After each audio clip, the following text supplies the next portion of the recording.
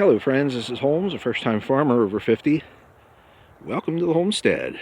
So, starting on the fourth section here in the Northeast Pasture, and between the two pink flags, and you can see that one right down there, that's where I will be stopping.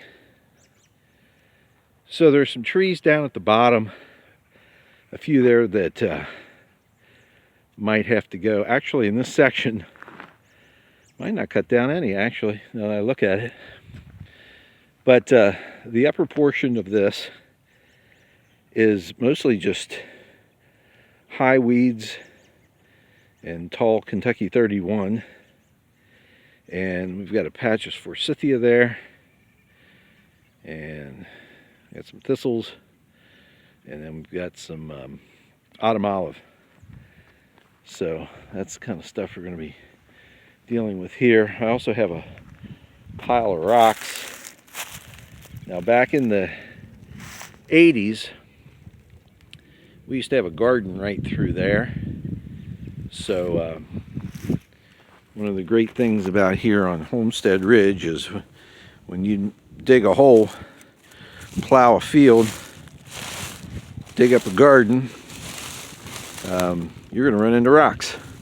So we got a big pile of rocks there left over. Let's see, and then I have this patch right here of forsythia.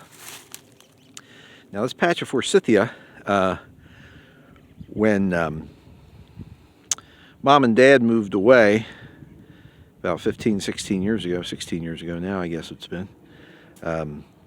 Before they moved, Mom planted a bunch of forsythia right here in this area. And I did not know about it. And then when I came out here and started clearing, she asked me if I had seen her patch of forsythia that she said was over in the field. I did not see it. So I did a little checking and discovered that I had cut down all of the forsythia that she had planted. But fortunately, forsythia are very robust, so they came right back. So we'll work around that, leave Mom's forsythias alone. But there's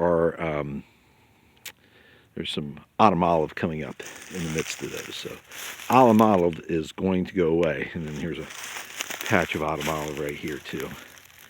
And it's going to go bye-bye.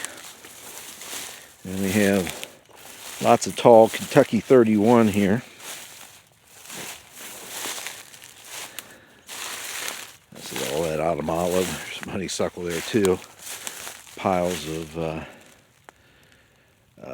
cedar logs that I cut down probably 5 years ago now. It's hard to remember. This right here, this is outside of the area, but you can get a good view.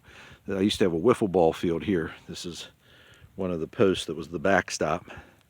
And you probably can't see it out there, but there's a bunch of posts that were the outfield fence. So this was Holmesland Field about 36 years ago. It's kind of overgrown. Haven't played any wiffle ball for a while. And then this area through here, not as bad. Still some autumn olive. Still needs to be lopped out of here. And some sapling trees coming mostly from this big white oak right here. And then there's also a little bit of multiflora rose in there. We have to get rid of that. That's nasty stuff. Through here it's fairly clear. It's not too bad. Some sapling trees, seedling trees, small trees. Yeah, it's kind of thick through there with those as well, along with some honeysuckle.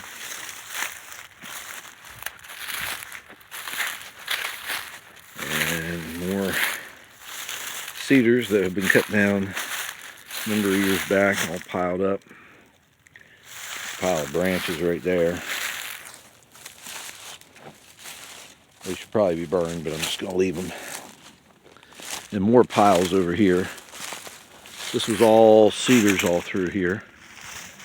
Just like it is. You see all those cedars. That's the way this looked through here about 4 years ago. another pile of cedar. And then we have that's an autumnala there. A lot of honeysuckle through there. A little bit of multiflora rose. This is all going to have to be weed whipped. And this is the bottom of it over here. There's my final flag.